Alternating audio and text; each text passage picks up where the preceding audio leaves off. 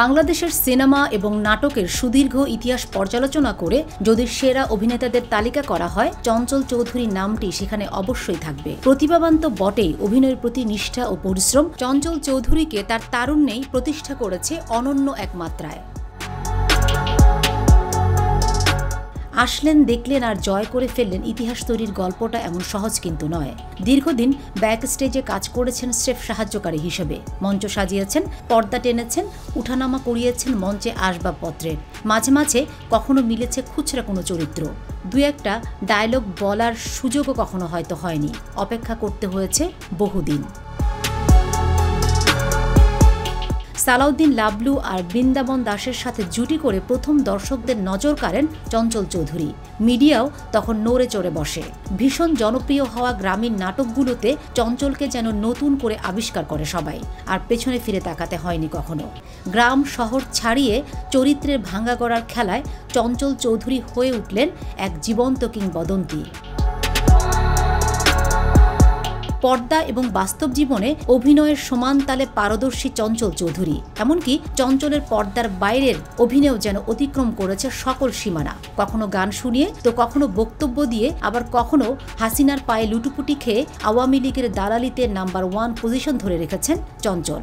আর এমন পাচাটা নোংরা মানসিকতার কারণেই বহুবার কটাক্ষের শিকার হয়েছেন তিনি। তবুও যেন একটুও গায়ে লাগেনি সেই সব মন্তব্য।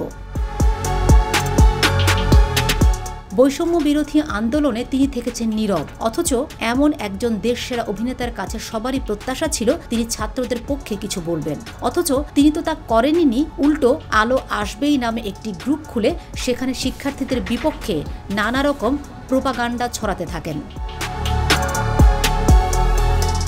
সাম্প্রতিক সময়ে চঞ্চলের বেশ কিছু ভিডিও ফুটেজ সামাজিক যোগাযোগ মাধ্যমে ছড়িয়ে পড়েছে, যা রীতিমতো ভাইরাল।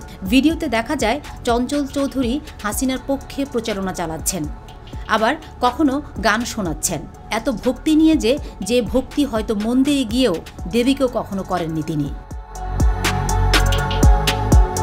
সম্প্রতি ভারতীয় আরেক দালাল টেলিভিশন উপস্থাপক ময়ূক রঞ্জন ঘোষের সাথেও চঞ্চলের বেশ সখ্যতা দেখা গেছে। তবে তার এই সমস্ত ভিডিও প্রকাশ্যে আসার পর তার কাজ প্রায় বন্ধই হয়ে গিয়েছিল। তিনি একটার পর একটা কাজ থেকে বাদ পড়ছিলেন। অবশেষে জনপ্রিয় এই অভিনেতা কাজে ফিরেছেন, অংশ নিয়েছেন ঈদের নাটকেও। চঞ্চলের কথায়, ইদানিং শুটিং খুবই কম করি, মাঝে মধ্যে অবসরে যাওয়ার পেছনে কোনো কারণ আছে কিনা জানতে চাইলে এই অভিনেতা বলেন, বাংলাদেশের বিনোদন দুনিয়ায় কাজের পরিস্থিতিতে মন্দা চলছে, আগের তুলনায় কম কাজ হচ্ছে। একসময় প্রচুর কাজ করেছি, এখন বিশেষ কাজ ছাড়া করতেও ইচ্ছা করে না, শুধু কাজের সংখ্যা বাড়ানোর ইচ্ছে নেই, বুঝে শুনে এমন কাজ করতে চাই যে কাজগুলো বহুদিন থেকে যাবে। Fatema Shilu, GTV news.